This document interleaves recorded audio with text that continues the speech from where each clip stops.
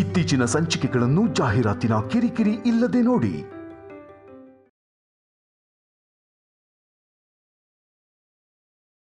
ಅನುಪಮ ಹಣೆಯಲ್ಲಿ ಏನ್ ಬರ್ದಿದ್ಯೋ ಏನೋ.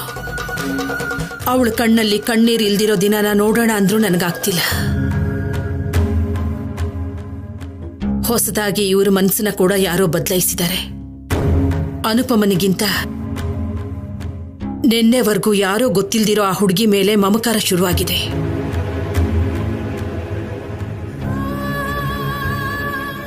ಇಂಥ ಆಲೋಚನೆ ಮತ್ಯಾರಲ್ಲೂ ಹುಟ್ಟಿದ ಹಾಗೆ ಉಳಿದಿರೋ ಈ ಜೀವನದಲ್ಲಾದ್ರೂ ಅನುಪಮ ಸಂತೋಷವಾಗಿರೋ ಹಾಗೆ ನೋಡ್ಕೊ ತಂದೆ.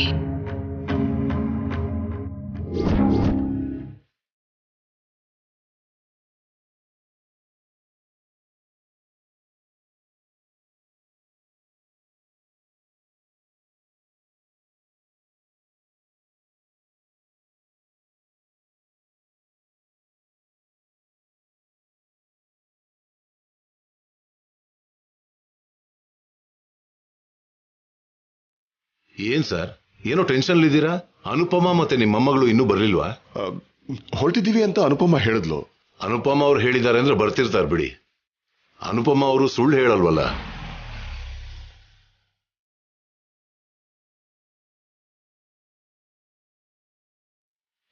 ಅಲ್ಲಿ ನೋಡಿ ಬಂದೇ ಬಿಟ್ರು.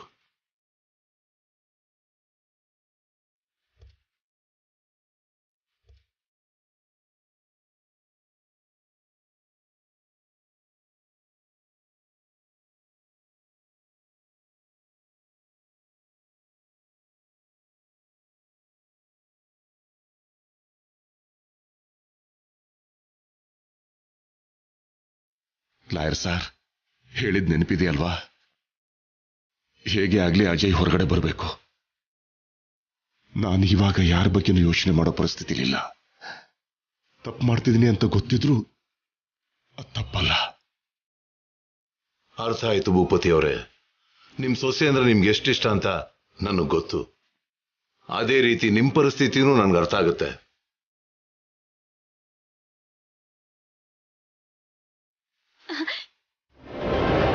ತಾತ, ನಿಜವಾಗ್ಲೂ ನಮ್ಮಪ್ಪನ್ಗೆ ಬೇಲ್ ಸಿಗತ್ತಾ? ಸಿಗುತ್ತೆ ಅಂತ ಲಾಯರ್ ಸರ್ ಹೇಳಿದಾರಮ್ಮ. ತುಂಬಾ ಥ್ಯಾಂಕ್ಸ್. ನಿಜವಾಗ್ಲೂ ನಮ್ಮಪ್ಪ ನಮ್ಮಮ್ಮನ್ನ ಸಾಯಿಸಿಲ್ಲ. ಏನೋ ಇದ್ದಕ್ಕಿದ್ದ ಹಾಗೆ ನಡೆದೋಯ್ತು. ನಿಮ್ ತಾತ ಅವರು ಎಲ್ಲಾನು ಹೇಳಿದ್ರಮ್ಮ. Don't worry. ಇವರು ಶೌರ್ಯ ಸರ್ ಅವ್ರ ತಾತ ಅಲ್ವಾ? ಎಲ್ಲಿಗೆ ಯಾಕೆ ಬಂದಿದ್ದಾರೆ? ಏನಾದ್ರೂ ಪ್ರಾಬ್ಲಮ್ಮಾ? ಸಾರ್ಗೆ ಫೋನ್ ಮಾಡಿ ಕೇಳ್ತೀನಿ.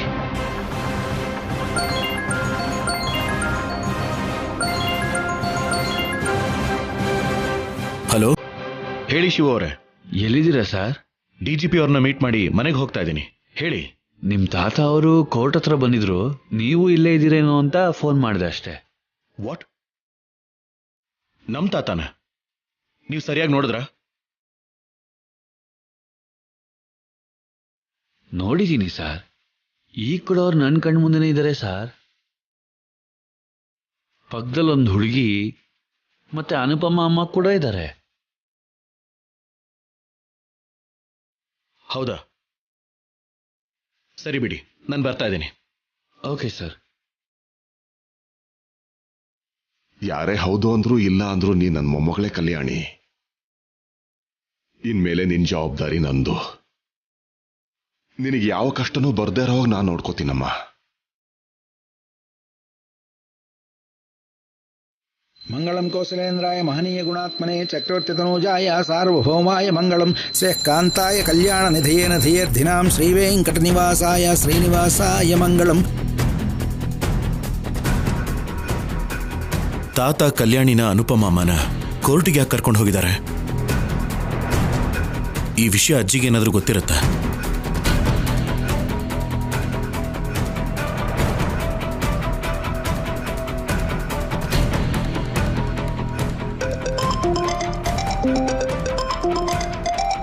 ಅಮ್ಮವ್ರೆ, ಫೋನ್ ಬರ್ತಾ ಇದೆ ಅಮ್ಮವ್ರೆ. ಶೌರ್ಯ ಅವರು ಫೋನ್ ಮಾಡಿದ್ದಾರೆ. ಹೇಳು ಶೌರ್ಯ. ಹಲೋ ಅಜ್ಜಿ, ನೀವೆಲ್ಲಿದ್ದೀರಾ? ಮನಸ್ಸು ಸರಿ ಇಲ್ಲ ಅಂತ ರಾಮನ್ ದೇವಸ್ಥಾನಕ್ಕೆ ಬಂದಿದ್ದೀನಿ. ಅನುಪಮ ಅಮ್ಮ, ಕಲ್ಯಾಣಿ, ತಾತ ಎಲ್ಲರೂ ಕೋರ್ಟಿಗೆ ಯಾಕೆ ಹೋಗಿದ್ದಾರೆ ಅಜ್ಜಿ? ಮನೆ ಪರಿಸ್ಥಿತಿ ನೋಡ್ತಿದ್ರೆ ಅನುಪಮ ಆಶ್ರಮದಲ್ಲಿರೋದೇ ಒಳ್ಳೇದು ಅನ್ಸುತ್ತೆ.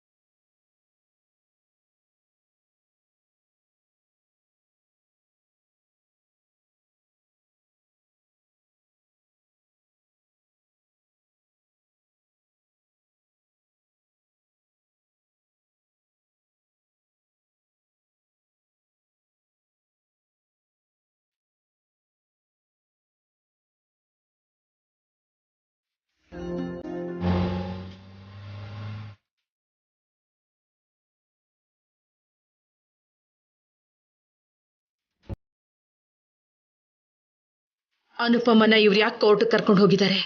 ಏನ್ ಮಾಡಕ್ ಹೊರಟಿದ್ದಾರೆ?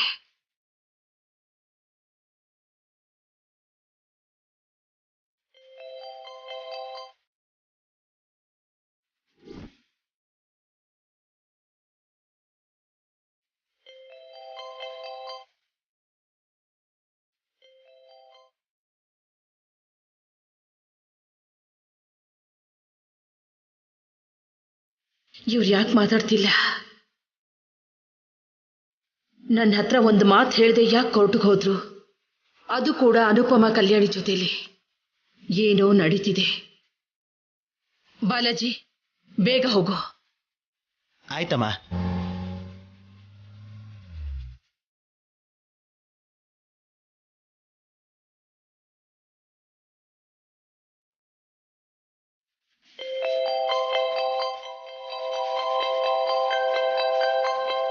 ತುಂಬಾ ಸಲ ಕಟ್ ಮಾಡ್ತಾನೆ ಇದ್ರೆ ಪಾರ್ವತಿಗೆ ಅನುಮಾನ ಬರುತ್ತೆ. ಹೇಳು. ಎಲ್ಲಿದ್ದೀರಾ? ನಾನಾ ನನ್ನ ಸ್ನೇಹಿತನ ಭೇಟಿ ಆಗೋಕ್ ಬಂದಿದ್ದೀನಿ.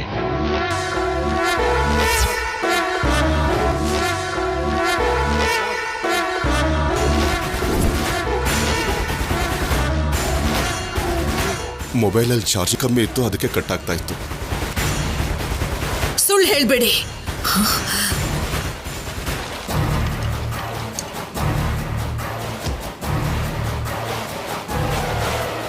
ಸುಳ್ಳು ಹೇಳ್ತಿದ್ದಾರೆ ಅಂದ್ರೆ ತಪ್ಪು ಮಾಡ್ತಿದ್ದಾರೆ ಅಂತ ಅರ್ಥ ಆಗೋಯ್ತು. ಬಾಲಾಜಿ, ಅಮ್ಮ ಬೇಗ ಹೋಗು. ಇದೆಷ್ಟೊತ್ತು?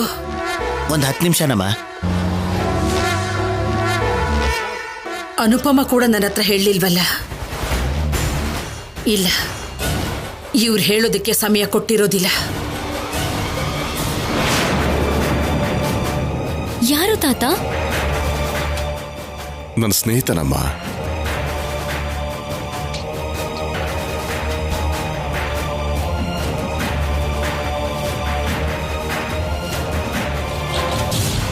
ತಾತ ಅಜ್ಜಿಗೂ ಹೇಳ್ದೆ ಏನ್ ಮಾಡಕ್ ಹೊರಟಿದ್ದಾರೆ? ಅನುಪಮ ಅಮ್ಮಗ್ ಫೋನ್ ಮಾಡಿದ್ರೆ?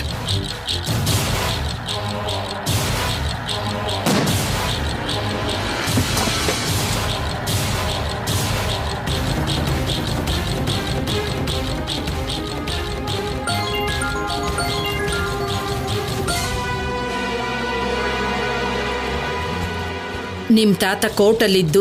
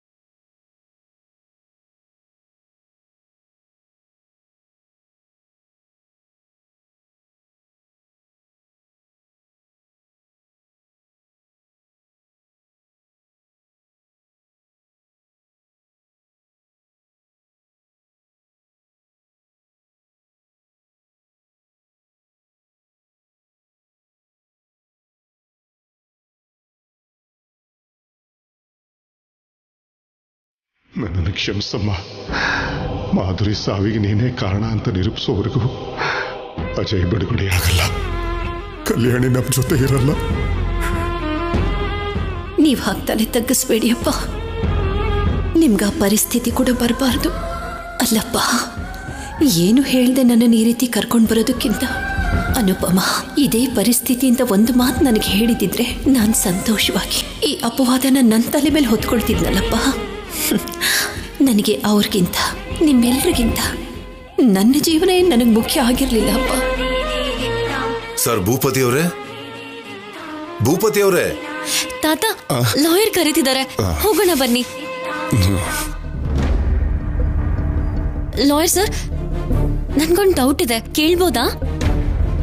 ಕೇಳಮ್ಮ. ಅವತ್ತು ಅಪ್ಪನೇ ಅಮ್ಮನ್ನ ಸಾಯಿಸಿದ್ದು ಅಂತ ಬೇರೆ ಯಾವುದೋ ಲಾಯರು ನಮ್ಮಪ್ಪನ್ಗೆ ಶಿಕ್ಷೆ ಕೊಡ್ಸಿದ್ರು ಅಲ್ವಾ? ಮತ್ ಇವಾಗ ಅದ್ ಸುಳ್ಳು, ನಮ್ಮಪ್ಪ ಸಾಯಿಸಿಲ್ಲ ಅಂತ ನಾವ್ ಇವಾಗ ಹೇಗ್ ಪ್ರೂವ್ ಮಾಡೋದು?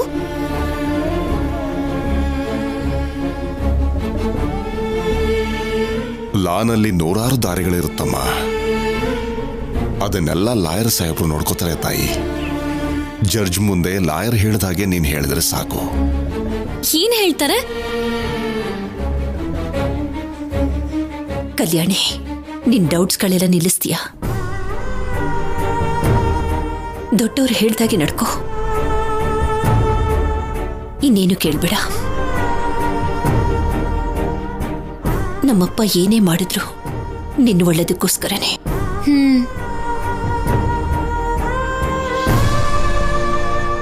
ನಾನು ಆ ಕ್ಷಣದಲ್ಲಿ ಏನ್ ಹೇಳಿ ಸನ್ನೆ ಮಾಡ್ತೀನೋ ಅದಕ್ಕೆ ಹೂ ಅನ್ನಮ್ಮ. ಟೆನ್ಷನ್ ಮಾಡ್ಕೋಬೇಡ. ಕಲ್ಯಾಣಿ, ನೀವ್ ಹೇಳ್ದಾಗೆ ಹೇಳ್ತಾಳೆ ಲಾಯರ್ ಅವ್ರೆ. ನೀನ್ ಹೇಳೋ ಮಾತಿನ ಆಧಾರದ ಮೇಲೆ ನಿಮ್ಮಪ್ಪ ಬಿಡುಗಡೆ ಆಗೋದು ಬಿಡೋದು ನಿಂತಿದೆ ಕಲ್ಯಾಣಿ. ಹುಚ್ಚುಚ್ಚಾಗಿ ಏನೇನು ಯೋಚನೆ ಮಾಡ್ಬೇಡ.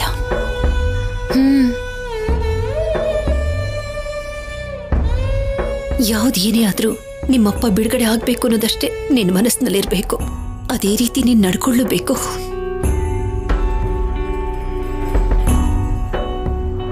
ಸರಿ ಅನುಪಮ, ನೀವ್ ಹೇಳ್ದಾಗೆ ಮಾಡ್ತೀನಿ, ಆದ್ರೆ ಒಂದ್ ಷರತ್ತು. ಅಪ್ಪ ಬಿಡುಗಡೆ ಆದ್ಮೇಲೆ ನನ್ನ ನೀನು ಅಪ್ಪ ಸೇರಿ ಒಂದ್ ಒಳ್ಳೆ ಜಾಗಕ್ಕೆ ಟ್ರಿಪ್ ಕರ್ಕೊಂಡು ಹೋಗ್ಬೇಕು.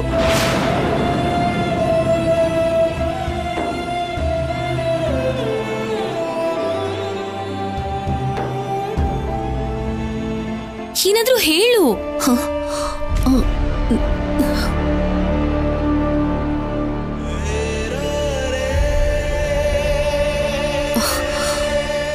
ಸರಿ ಬಾ, ನಿಮ್ಮಪ್ಪಗೆ ನಾನು ಹೇಳ್ತೀನಿ.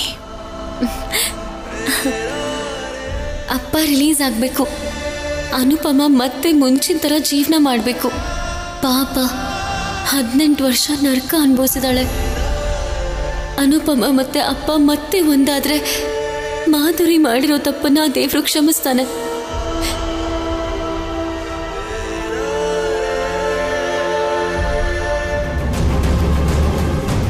ಬಾಲಾಜಿ, ನಾವು ತಡ ಮಾಡಿದ್ರೆ ಅನುಪಮನ್ ಜೀವನನೇ ನಾಶ ಆಗೋಗುತ್ತೆ. ಹೋಗು, ಬೇಗ ಹೋಗು.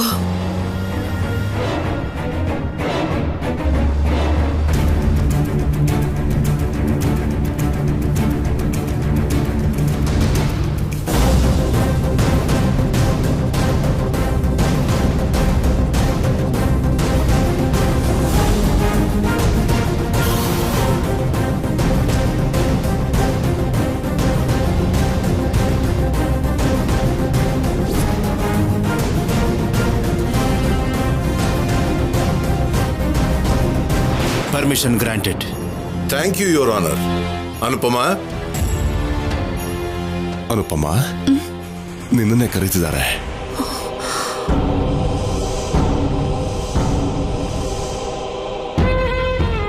ಹೇಗೋ ಆಶ್ರಮದಲ್ಲಿ ಅವಳನ್ನ ಬಿಡ್ಬೇಕು ಅನ್ಕೊಂಡಿದೀರಾ ಅಲ್ವಾ? ತಾಳಿ ಕಟ್ಟಿದ ಗಂಡನ್ಗೋಸ್ಕರ ಅಷ್ಟು ತ್ಯಾಗ ಮಾಡಕ್ಕಾಗಲ್ವಾ ಅವಳಿಗೆ?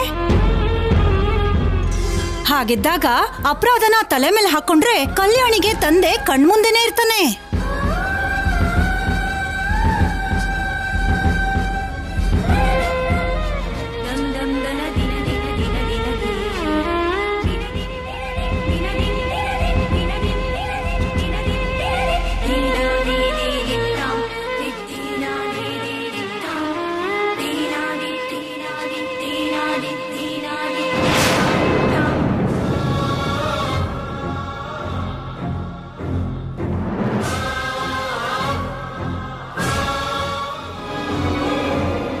ಅನುಪಮಾನ್ ಯಾಕೆ ಕಟ್ಕಟ್ಟಿಗೆ ಬರೋಕ್ ಹೇಳಿದ್ರು? ಅವಳಿಗೆ ಏನ್ ಪ್ರಶ್ನೆ ಕೇಳ್ತಾರೆ?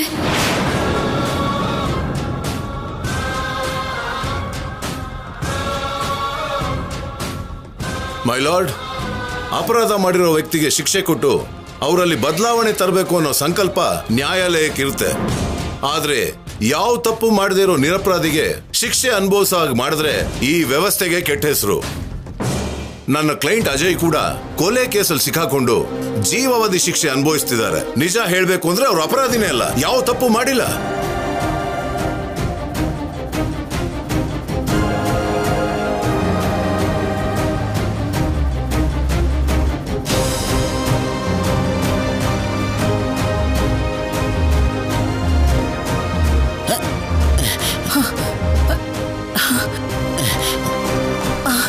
ಏನಾಯ್ತು ಬಾಲಾಜಿ? ಅದೇ ನನಗೂ ಅರ್ಥ ಆಗ್ತಿಲ್ಲಮ್ಮ. ಅಯ್ಯೋ, ಇಳಿದ್ ನೋಡ್ತೀನಿ ರೀ.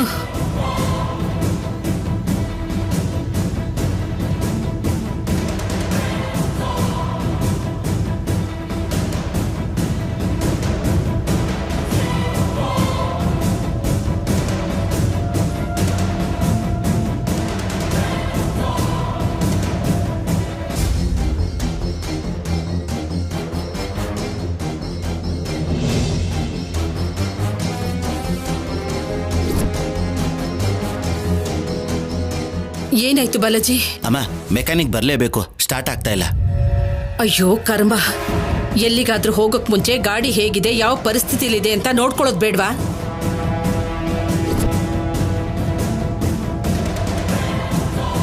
Objection your honour. Defence lawyer ಅವರು ಕನಿಕರ ಮತ್ತು ಕರುಣೆಯಿಂದ ಈ ಕೇಸ್ನ ಪರಿಶೀಲಿಸಿ ಅಂತ ಕೇಳ್ಕೊಳ್ತಿರೋ ಹಾಗಿದೆ.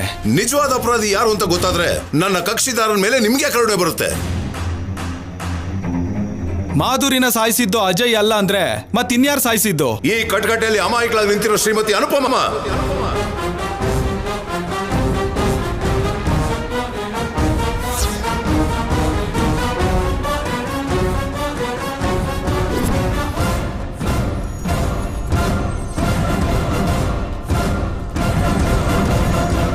Order order.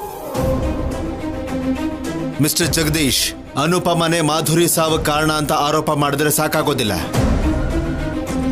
ನಿರೂಪಿಸ್ತೀನಿ my lord.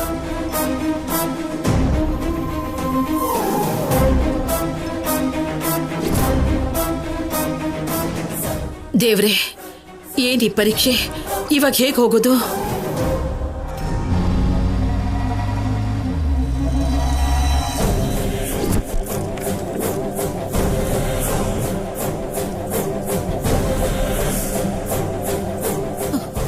ಇವ್ರು ಬೇಕು ಅಂತಾನೆ ಮಾಡ್ತಿದ್ದಾರೆ.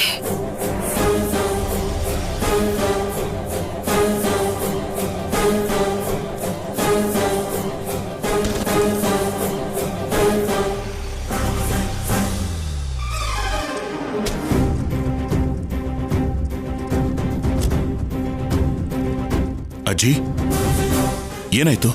ಕಾರ್ ಕೆಟ್ಟೋಯ್ತು ಯಜಮಾನ್ರೆ. ಶೌರ್ಯ, ನಡಿ ನಡಿ ಬೇಗ. ಬಾ ಅಜ್ಜಿ. ಈಗಾಗ್ಲೇ ತುಂಬಾ ಹೊತ್ತಾಗಿದೆ. ಹುಷಾರು ಅಜ್ಜಿ. ಬಾಲಾಜಿ, ನಿನ್ ಕಾರ್ ರೆಡಿ ಮಾಡ್ಸ್ಕೊಂಡು ಕೋರ್ಟಿಗೆ ತಂದ್ಬಿಡು. ಆಯ್ತು ಯಜಮಾನ್ರೆ.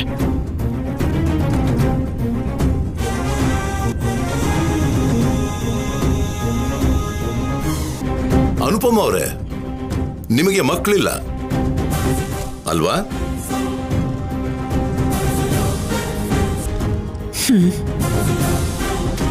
ಯಾಕಿಲ್ಲ? ದಾಂಪತ್ಯ ಜೀವನ ಸರಿಯಾಗಿ ಇಲ್ದೇ ಇರೋದಕ್ಕ ಅಥವಾ ತಾಯಿ ಆಗೋ ಅದೃಷ್ಟ ಇಲ್ದೇ ಇರೋದಕ್ಕ?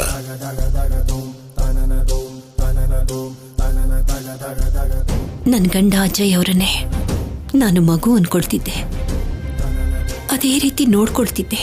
ನಿಮ್ಮನ್ನು ಅವರು ಅವ್ರ ಹೆಂಡತಿ ಮಗಳು ಸರ್ವಸ್ವ ಅಂತ ಯಾಕೆ ಅನ್ಕೊಳ್ಳಿಲ್ಲ?